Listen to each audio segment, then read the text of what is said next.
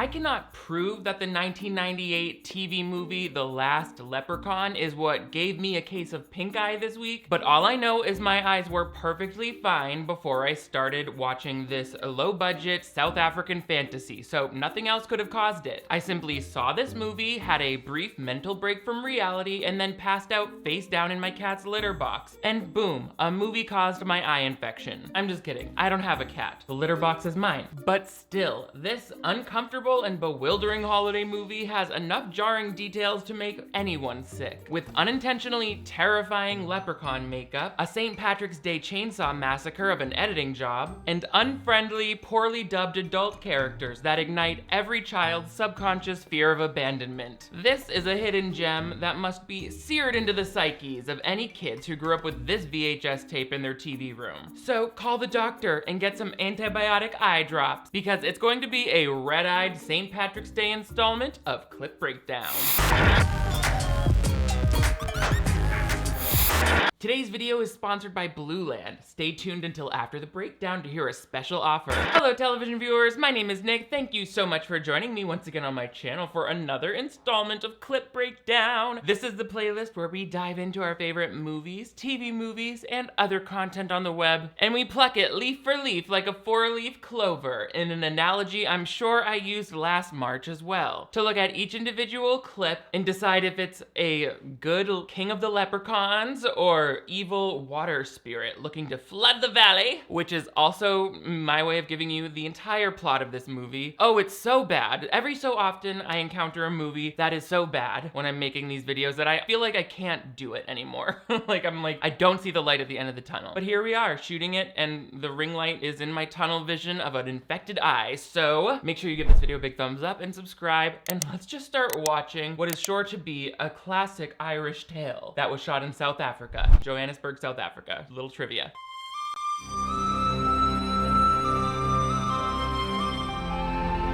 That melody is so similar to My Heart Will Go On by Celine Dion that I actually had to take a quick 2-hour break to watch the movie Titanic. Well, I mean, Titanic is like 3 hours long, but that's why I always fast forward to the drownings. Maybe that's like a common little melody there in Ireland. Or Celine Dion saw this movie and said, I'm gonna steal that little ball sack leprechaun song. But the movie doesn't start with any leprechaun or anything green or St. Patrick's Day to get you in the mood. Don't worry about that. It's gonna be all about this British guy doing spells. By the way, I don't think this movie ever really aired in the US. I never heard of it. It was made for the BBC. So here we go. Mix and bind. Mix and bind. I hate to say it, but I think it was a mistake putting Grandpa in charge of making the Jell-O shots for our St. Patrick's Day party. For one, he's not supposed to use knives, and also it looks like he's serving them in some half-shell oysters he dug out of the trash, so I have no idea why this movie felt that it needed to start off with a full minute of Professor Snape's potion class during the lesson on stirring liquids. But this guy is clearly summoning some sort of water spirit. This might all be based on, like, in some way, a legend that they really tell in Ireland. It seems to be slightly different from the St. Patrick's Day stuff. I don't remember what leprechauns are supposed to do in American St. Patrick's Day. I think they just leave chocolate coins for the kids. So yeah, that's what they do here too, in Ireland, South African Ireland. So this guy's summoning a water demon to be his slave, but as soon as she wakes up, she enslaves him. The tables have turned. Free me. Give me your body. Are you down here? Simpson, we have guests. Take her! I guess you have to respect the way 90s kids movies could find some way to attack and kill a random lady within the first 2 minutes. And it's actually not the worst writing on earth, since it actually does a pretty good job at foreshadowing how the screenwriter of this movie eventually went on to drown his wife in a basement. There is a strong flavor of misogyny throughout this entire movie. For example, we don't really know who this woman in the red dress is who came down and immediately got overtaken by this spirit. It's confusing and distracting because I'm like, whose mom did they just murder? Like, so callously. I wish that it could have been like the bumbling assistant of this guy, Simpson, and then when the body gets taken over, it's like, oh, now there's this power switch. That way we could have already disregarded like the kind of subservient character whose body gets taken over. Because as it is, it's like some woman walks downstairs. I thought it was his wife and he was just like, take her body. I was like, whoa, cold. Find me a man. That's literally how I remember my night going when I drank that bottle of cough syrup one time. Okay, it was lots of times. And that's why my eye got f***ed up. Don't do drugs, kids. Don't drink drugs. See, I can't put my finger on it, but something about the nagging woman being immediately body snatched by a screeching, man-hunting banshee feels a little sexist. But put a pin in that for now because we're about to meet the hero of our story, Mr. Finn Regan McCool. He's a leprechaun, and I guess I can accept that leprechauns, for some reason, have to explain everything they do out loud to an unseen audience. But if that's the case, then I should at least be able to understand what he's saying. Well, that's it. That's it.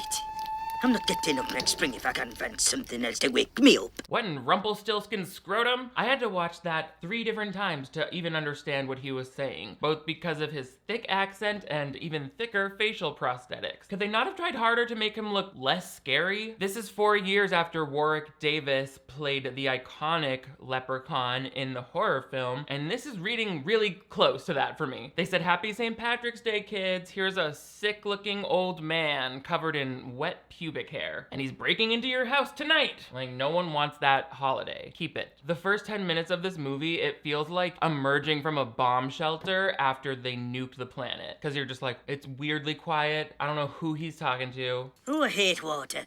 Water and little people don't mix. Never have and never will. Who you saying that to? You Lucky Charm. It's seriously 15 minutes of solid exposition at the top of this movie, and his voice is nearly impossible to decipher. Maybe not in the UK, like I get this was made for the BBC, but you gotta Yankee Doodle that accent just a little bit, or us Americans won't even be able to recognize it as English. You know about our public schools? If you showed me a map of Europe right now, I wouldn't even be able to recognize the country of English. English, the one where the muffins come from? So, Finn said his name weird because it is weird.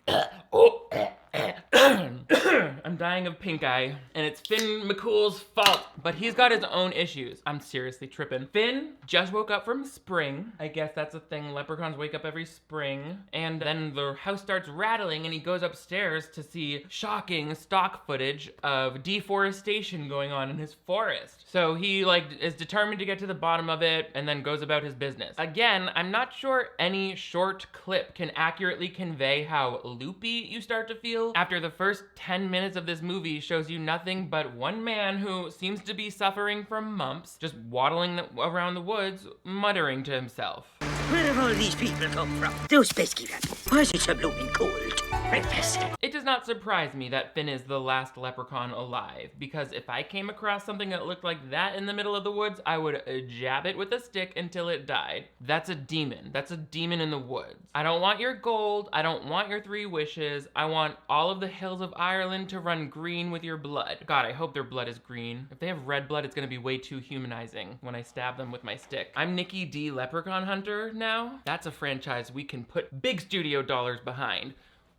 Let's go to South Africa and shoot it. I've got the South African accent nailed down pat. That's a perfect South African accent, don't you think? South Africa, I know you're watching. I've seen the analytics. Sound off on how good my accent is and how welcome I am in your home. South Africa. So Finn's whole thing is that he's a little thieving but it's okay, because wherever he steals something, he puts gold down, so he's like paying for it. I guess they make it sound like that's supposed to be some sort of living riddle. Like they're like, you take it, but you leave it. You leave it, but you hide it. You steal it, but you don't. I'm like, no, just because you leave money, it doesn't mean someone agreed for you to take it. So it's still stealing. And so he's rushing up on the dairy of the family that we're gonna be watching this whole ass time.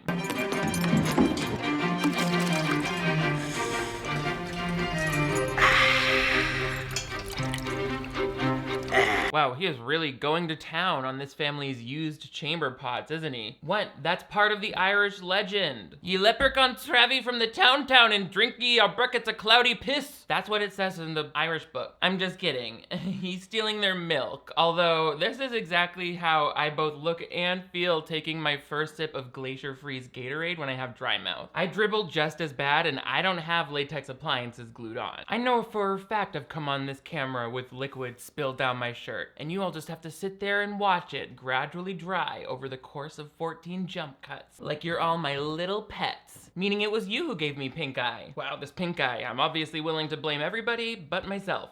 So we get a slight glimpse at some of the Leprechaun powers in this movie, which involve him zooming around fast, and he can turn invisible under certain conditions, but never really useful conditions, it would seem. None of his powers feel well defined because he uses them or doesn't use them at really arbitrary times. Like, there are times when he could really use turning invisible and he just doesn't for no reason. Anyway, he's stealing dessert from the house of that woman who got her body overtaken and turned into that like evil looking Cruella woman. So these are the people who work for her. We see Simpson is the guy who was mixing the potion. So he's the bad guy. We know that. You've gone to a lot of trouble, Mary. I hope the Barry's children will appreciate it. I've never known a kid yet who can resist me jam tarts. Good. I know what you're all thinking. He must be great at eating. What? Is that not what you all got from that? Yeah. I didn't even mean to say that. I meant pie. I meant to say pie. He's probably also great at eating pie, which is the nickname I gave my So Mary, this friendly cook here, is talking with another friendly farm worker about what I guess happened in the time since that water spirit took over the owner of the house. She's like been acting different, and she's now with this guy whose kids are coming over. It's a lot of extra info to take in literally through a secondhand conversation. She never was much of a man. Now she's for marrying. Can't get around in those crazy clothes. He needs a wife and mother for his children. First of all, you're still a young man. And a good catch to boot. If you two love your boss so much, maybe you can install some glass in those windows. I don't know if you noticed, but we have feral troll creatures reaching in and shoveling cake into their buckets, while you two spill some exposition about some characters we've never even seen across the grassy plains. Again, this is now 15 minutes into the movie, and it's still mostly clumsy background information that could have easily all been accomplished in scenes that occur after we meet our main kids. I'll point out how, but basically this scene and the scene before were both completely unnecessary and totally mess up the pacing of the movie. Like, I was so bored waiting for something to happen, and now we meet these kids and I'm like, okay, maybe they'll help, but like not much. Because they're driving in their little private school uniforms. I'm not sure if they, honestly, little one-line synopsis on IMDb gives more information than this movie actually does about how come they're there. It says that they're moving to Ireland for the summer to meet the dad's new girlfriend. I kind of thought they were just being brought there from their own Irish school, but I guess they flew to Ireland in their school uniforms. Anyway, Finn is out walking with his stolen milk buckets when he sees this car coming, and this is our first example of really bad editing. It's like not that hard to make a scene like this work, like they just don't.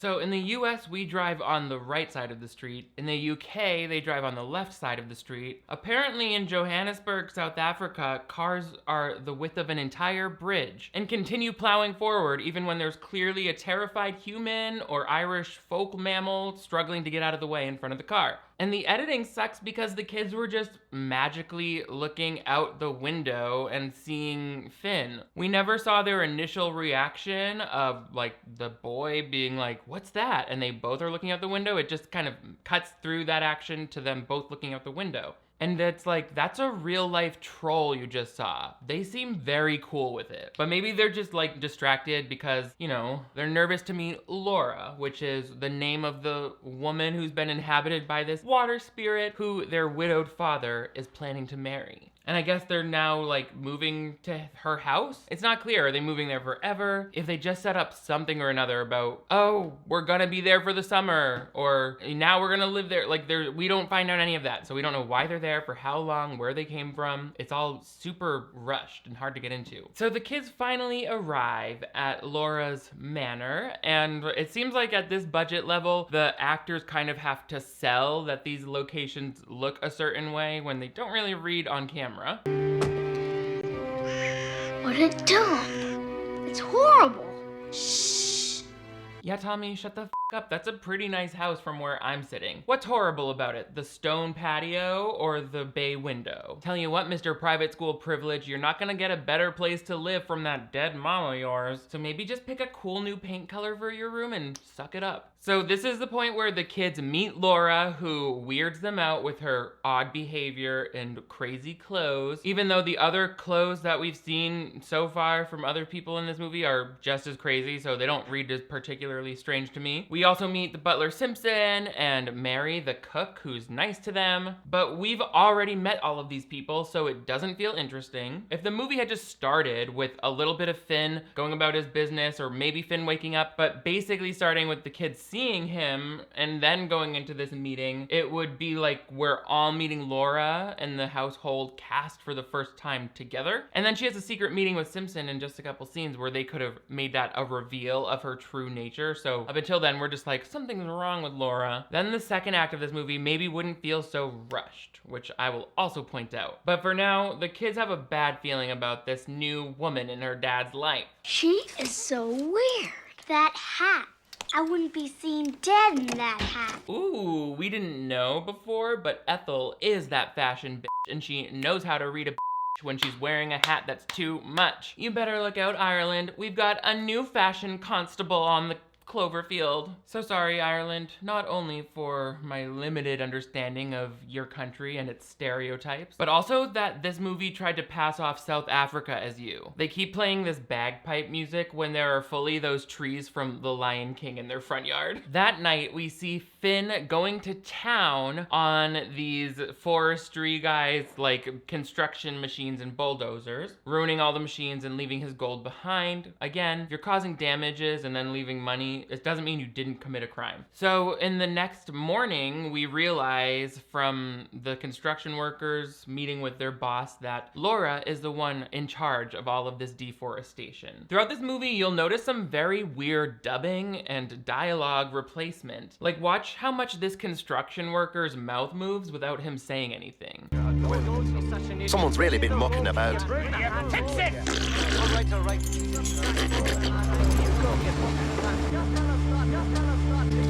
Okay, I want to hear that South African featured extras attempt at an Irish accent that was apparently so bad, this made more sense. I love paying attention to the distracting sound design of low-budget movies like this because it helps me further appreciate the nuance and subtlety of the sound design on higher caliber movies. Replicating the tone and atmosphere of different environments while maintaining clean dialogue actually takes a lot of skill and a lot of time. So it's hours of work for like sound mixers and engineers and Foley artists. So you can see how a limited budget movie would not have that level of like advanced kind of layers in their whole sound design, which is when you get this kind of thing. It just works, but not overly well. You hear their voices all sound like they were recorded in a sound booth, and then you hear this like kind of repetitive bird noise in the background. It's all a little flat. But of course, the sound editing isn't the only distracting part of this scene. There's also just the visual editing.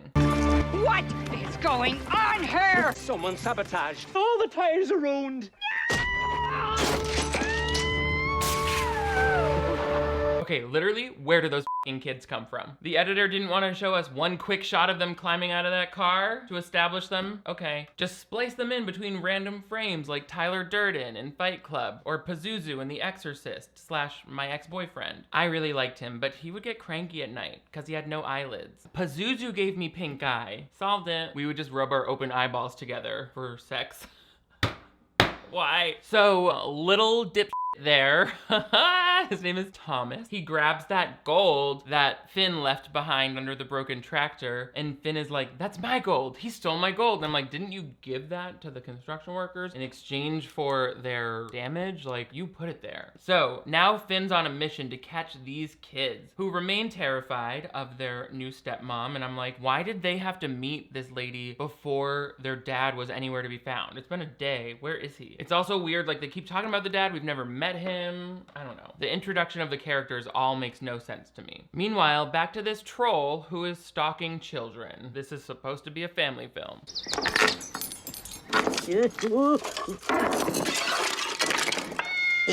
Like, tell me that was not fully just The Hills Have Eyes too. And he's wandering around people's rooftops in broad daylight? I would get up there and knock that mutant murder cannibal off my house with an aluminium bat. That's right, I would go into the sporting goods section of a Target if I had to. And I will pick out a pink breast cancer awareness bat if they have one. And then it's Shamrock Shake season all year long up in Ireland. I promise you that. He can be invisible. Why isn't he invisible right now? And how are people not seeing this? The movie sucks. And she keeps pinching me. There's no need to throw a tantrum. I'm not throwing a tantrum. Oh, really? That leprechaun is up in their window like it's Dawson's Creek, and they are pretending like they don't see it. But that slamming of the door window knocked him into this cleverly placed bucket of water. They really love getting this poor actor wet. They must have had to do a lot of makeup resets for this, like dunking him in water, spilling milk all over. Help! I can't swim! He needs help! Help! I can't swim!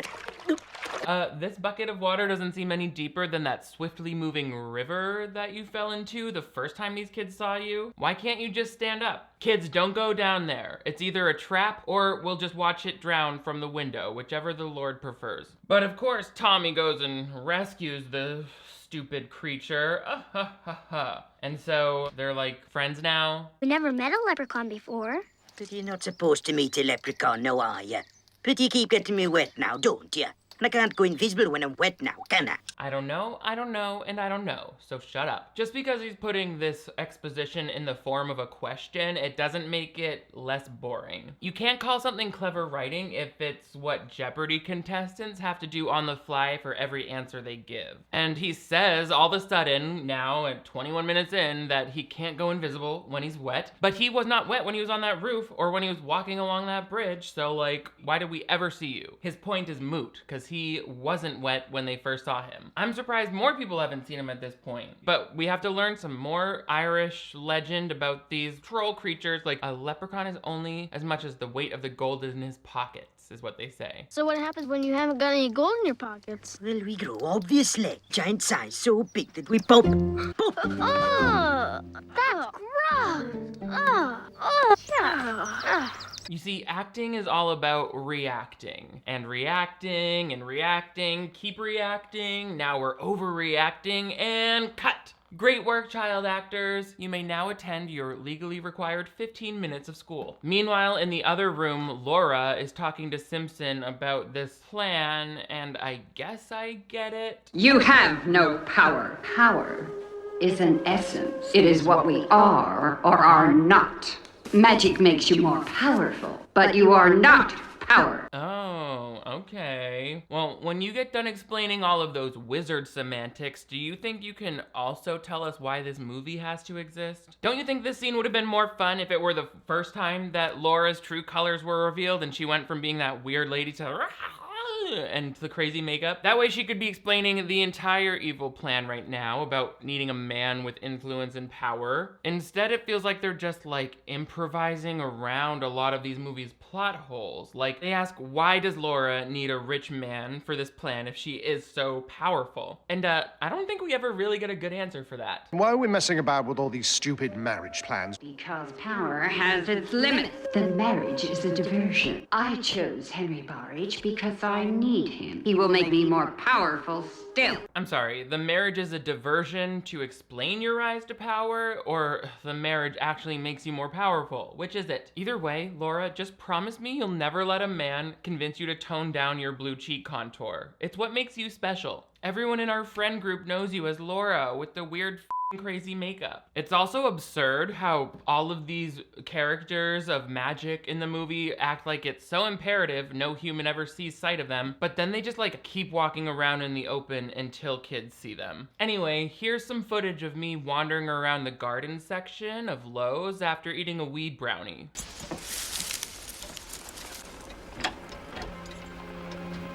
Oh my god, Laura's even more powerful than we thought. She knows how to skateboard. When the kids see this, they are obviously freaked out, but I think they should just embrace it. I mean, there are far worse things than having a stepmom who's into cosplay. Can you ask her what type of body paint she uses on her forearms? That shade of gray looks like the perfect match to help me blend in my last patches of living skin cells with the larger areas of gangrene. Turns out athlete's foot can be for more than just feet if left untreated for years and years. So the kids are obviously freaked out by seeing that this witch is their stepmom, so she starts chasing after them, and so does Simpson, and it seems like they're really gonna kill these kids. Like, they're angrily chasing after these kids who are running for their lives, and I'm like, we're 37 minutes into this movie. How are they? This seems like a climax type of action. But Finn, who's invisible, helps them by like dumping flour on her, and every time she gets mad, well, her sparks fly and we know she's not human. She also just fully reveals herself, so it feels a little premature for me. This is how the second act feels really rushed. And I think we could have padded it out if we had extended the time of them like kind of just not knowing she was officially a ghost or whatever. I am going to pick your bones clean and feed them to the pigs!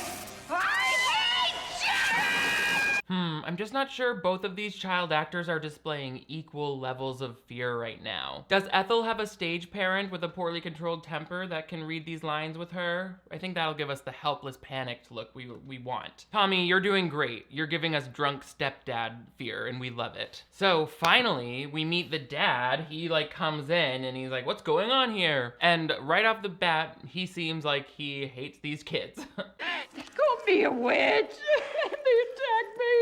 That's not true. Go to your rooms.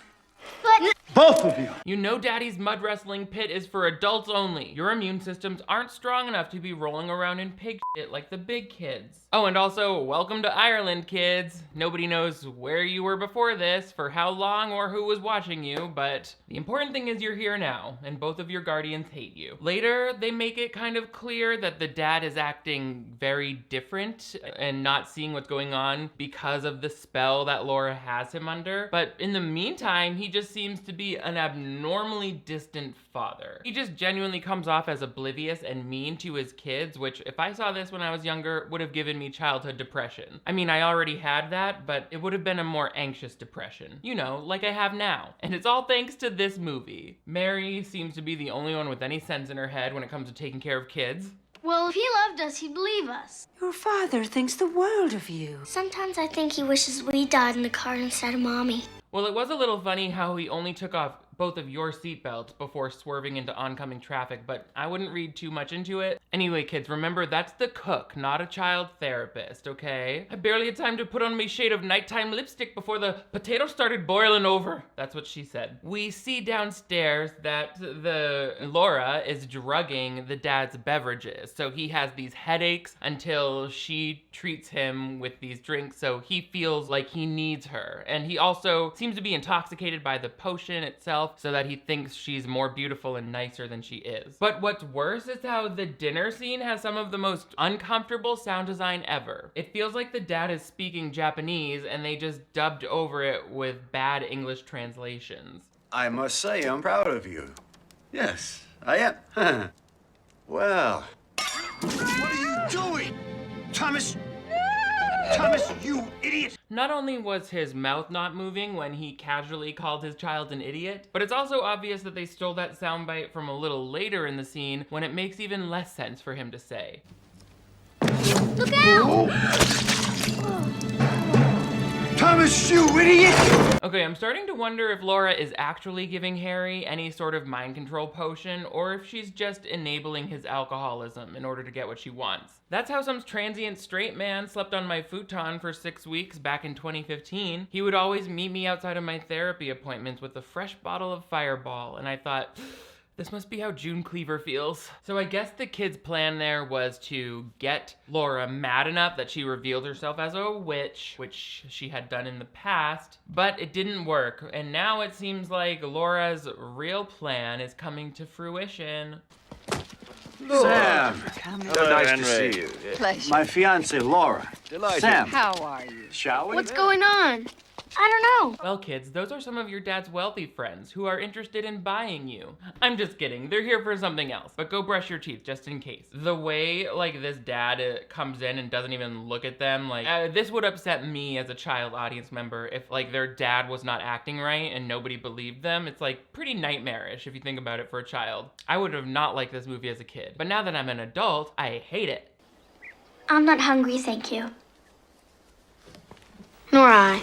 I love these American child actors reading British dialogue. It reminds me of my school play of Charlie and the Chocolate Factory. What the devil were you doing on the ledge? What the devil were you doing on the bloody hell banister, my lord? That sounds really natural, kids. Tommy and Ethel are arguing about whether Finn ran out on them in their time of need or if he invisibly knocked the flower on Laura to help them when they discover the secret passageway that lets them spy on the meeting that's happening with Laura, Harry, and the businessmen. That's when Laura and Harry reveal her plan to build this dam that floods all of Ireland, it seems like, or all of the valley, to provide power for Ireland, but it's also like it feeds into this thing where I guess Laura needs power as in like political power, like she wants to rule the world, but then also she seems to care about energy as a source, like she wants electricity for her house. I don't know why, but really it's just revenge because she wants more watery places to live because she's a water spirit. I hate all three reasons. But you're flooding this whole valley.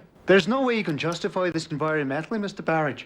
I don't care if a few deer get killed or a few hundred rabbits drown in their burrows. Yeah, I don't think describing the animal death in that level of detail is going to win over the environmental people. Just don't even worry about them. No one even takes their side of the argument seriously for another 20 years after 1998. You know, when it's already too late. When the kids hear their dad talking like that, they know it's not the real him, because he would never drown deer or whatever. So they just know that Laura's up to something, and they go into her ice cave and realize, oh, she's an ice witch. Even though I don't know why the ice, I'm like, Narnia, are you Narnia?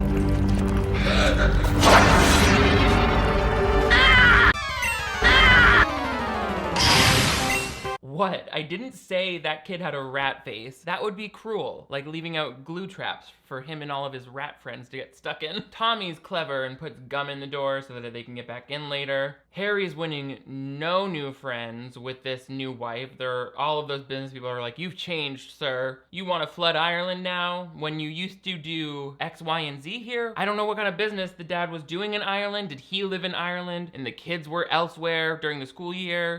Where was the dad? Did he fly over from Ireland? Like, I need to know. Maybe if the kids were moving to Ireland with the dad and he was like, come on guys, you're gonna be great, blah, blah, blah. Then it would make more sense, like we could have an introduction as to why he was separate from them in the first place. The kids see that those forestry guys are out hunting for the invisible leprechaun, so they wanna find Finn to warn him because they're gonna drown him, basically. So they're running through the woods action style.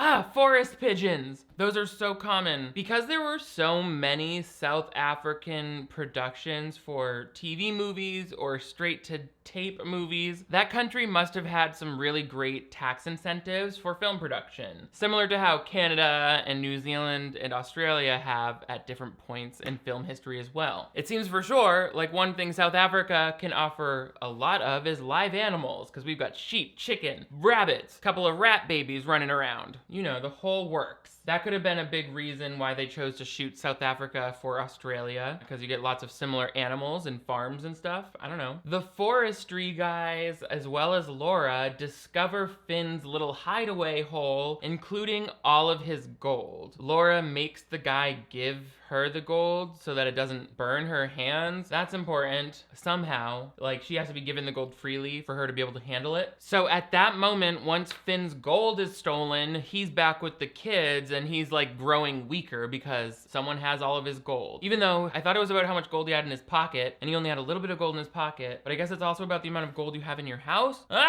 Doesn't make any sense. So now he's growing weaker because he has a little gold left, even though he's supposed to be growing bigger, is what he said. He would grow big until he pops. So the kids split up, the girls and the leprechaun to find dad, and Tommy goes to find the gold that he left under that milk crate at the beginning because they need spare gold to make sure he's alive. I hate it here. While that kid is looking around for the gold in the dairy, Ned, that old farm worker, discovers him. After the kids explain to Mary that the dad is acting different, these headaches are making him meaner and he's not listening to them, she speaks to him in hopes of having him go to the doctor about his headache. He takes it really well. You are a nobody. You are nothing but common hired help. And you...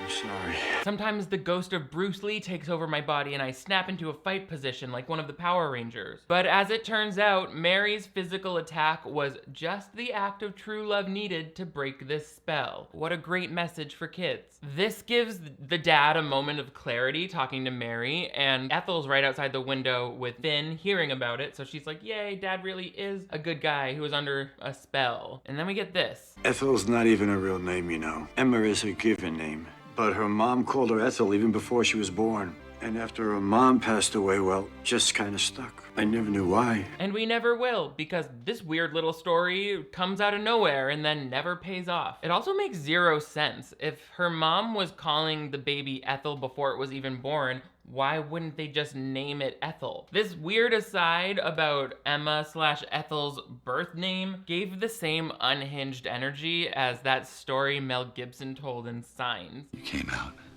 and your mama kept bleeding. So the doctors rushed you out of the room before I even had time to see you. Okay, thanks, Dad. Anyway, are those aliens gonna bust in here and kill us anytime soon? Cause what is that? He said, I know you're scared, son. Did you know your mom almost hemorrhaged from the vagina when you were born? You kickboxed your way out of there so hard you knocked her arteries out of place. Chill out. Laura comes in and sees that this true love spell-breaking thing had happened, so she knows there's no point in keeping up this ruse about being a human anymore. Plus, as she says, now that she has the leprechaun's gold, she no longer needs a rich man to be a part of her plan. And I'm just like, ugh. I guess the gold makes her so powerful that she doesn't need this like dam plan to flood the valley. She can just use nature to do it. So then if this gold was just laying around the forest so much that any human could find it, why wouldn't she have just been looking for that gold rather than this whole convoluted plan about making a dam? None of it makes sense. None of it makes sense if you think about it. But she doesn't take it too well that this guy, this mortal, is standing up to her. No! No! I am the spirit of the rivers. Then why is your castle made of ice? And why is your magic power made of lightning? You are the least watery water spirit I've ever seen. Even that blue wig looks extra thirsty. Other than being painted blue and turning people into Capri Sun, her connections to water feel very scarce as a character. I wish she was like grabbing onto people with seaweed or like had like eels coming out of her costume that were CGI, but I don't think they had a lot of budget for custom effects on this movie because this cheap looking blue lightning and the liquid animations were all pretty commonly used TV effects at the time. The Secret World of Alex Mack, anyone? You know that Laura could have found any of this gold for herself because as they said, this land was in her family for a long time, and Ned here, who works on the farm, shows Tommy like, oh, you need Leprechaun's gold? I've got this whole secret supply that my dad found and his dad found before him, but we have no use for it. I'm like, you can't sell that? You can't sell that gold? So apparently they were just picking up gold this whole time, and you know, she could have found it at any time and used it to her plan, but whatever, Tommy has it now, and he has to run back to the basement where Ethel and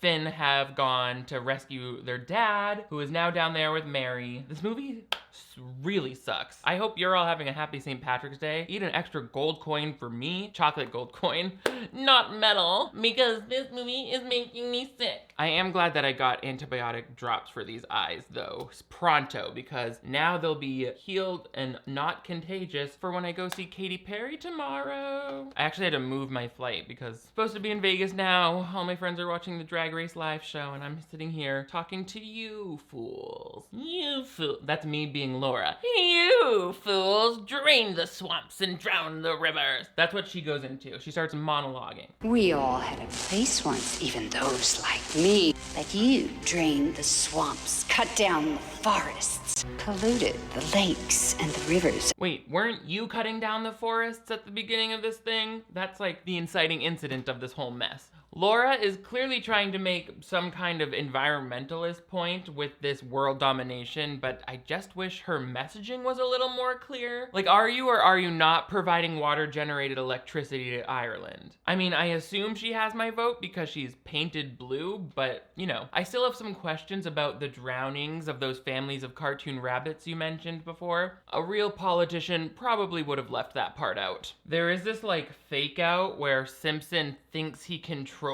the witch with his piece of gold, but shit's a fake out and she blasts him, I guess, to death. Let's see. He's holding his head. He's holding his head. Oh, he explodes into ice. So yeah, British kids movies are not afraid to kill characters. And I feel like in an American movie, they would just be trapped in ice, but their head would be okay and they'd be like, let me out, but whatever. I don't know what brings it to Finn's mind to do this, but he decides to give his gold freely to the woman. And she's like, yay, I have my thing now. And that's all part of his plan, giving the last of his gold. But then he's, you know, so that means he's gonna start expanding in size. A gift to you, Banshee.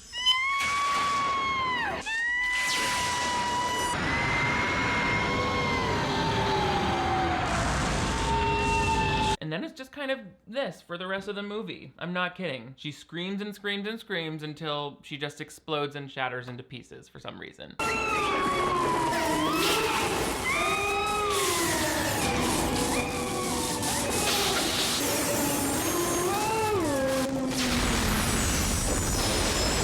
We did it! Using the power of just sitting here and watching, I guess. I think actress Veronica Hamill knew that this climax didn't have much going on for it. So she said, I'm just gonna give the effects team like 20 minutes of that high-pitched wailing that we all love so much, and they can just add a bunch of lightning to it in post. I don't know what happened. He handed her the gold and she exploded. And now Finn is big, he's a giant, apparently on the verge of exploding, but don't worry because the kids are gonna just grab some gold and give it back to him. So no harm done. Take it. Try.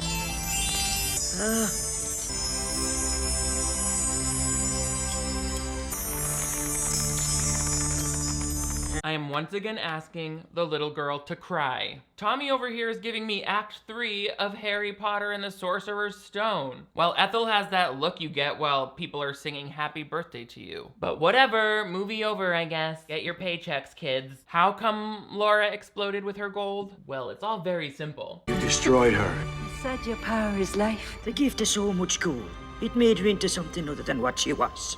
In the end, she destroyed herself. I'm almost positive that doesn't make any sense because she was given a whole box of Leprechaun's gold in just the other scene. Are they trolling me right now? I mean, Finn definitely reads as more of a troll than a leprechaun, but some of this spellbinding Irish folklore that the movie is based on feels like it's being made up on the spot. Finn is trying to turn invisible in this last thing, and I guess he's wet. He never looks wet when he tells me he's wet. That's just another thing. Don't say it, Finn. You hate being wet.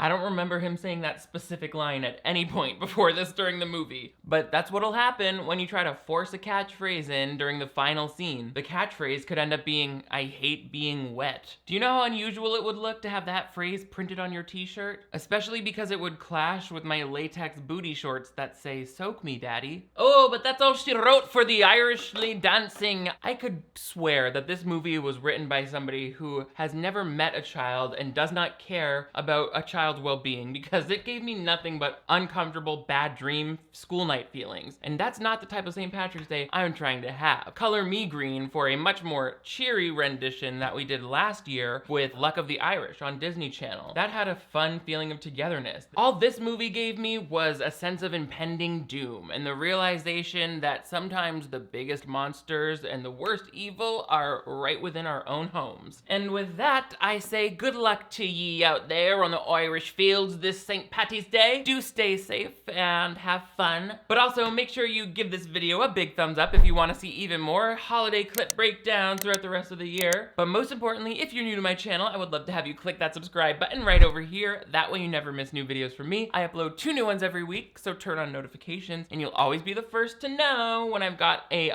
fresh 4-leaf pie baking for you. Also, I've got merch available and a Patreon where you can access exclusive bonus episodes and virtual watch parties. You guys are all the greatest. Thank you so much for defeating the evil of the water spirit rivers with me today. I will see you next time.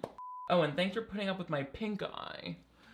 I want to give a special shout out to the sponsor of today's video, Blueland. Blueland makes it possible for us to get everything we want out of our everyday cleaning essentials. Not only are they effective and convenient and affordable, but they're also sourced from clean ingredients. Traditional liquid cleansers are sold in single-use plastic components. Blueland doesn't use any single-use plastic, from their shipping to their packaging to the actual dispensers of the product. All you need to clean your hands or your home is a single tablet the size of a nickel. That's vegan, cruelty-free hand soap on demand. And it's EPA certified, meaning scientists have verified every ingredient according to a stringent list. I can stop paying $5 to $6 for a single bottle of hand soap and instead pay just $2 for a Blueland tablet. And you can save even more the more you stock up. I got the hand soap duo, which includes 2 soap dispensers plus 6 refill tablets in amazing scents that will work great for both bathroom and kitchen. With Blueland, it's definitely smart to go for the kits where you'll save 20% off buying individual products. Plus, Blueland gave me a code to share with you so you can save an extra 20% off. All you have to do is click my link below to get 20% off your first kit. They don't give this offer to everyone. Just saying. Blueland is now shipping to the US, Canada, the UK, Australia, and New Zealand. So check out the link below and try Blueland for yourself. Thank you so much to Blueland for sponsoring today's video. Mwah!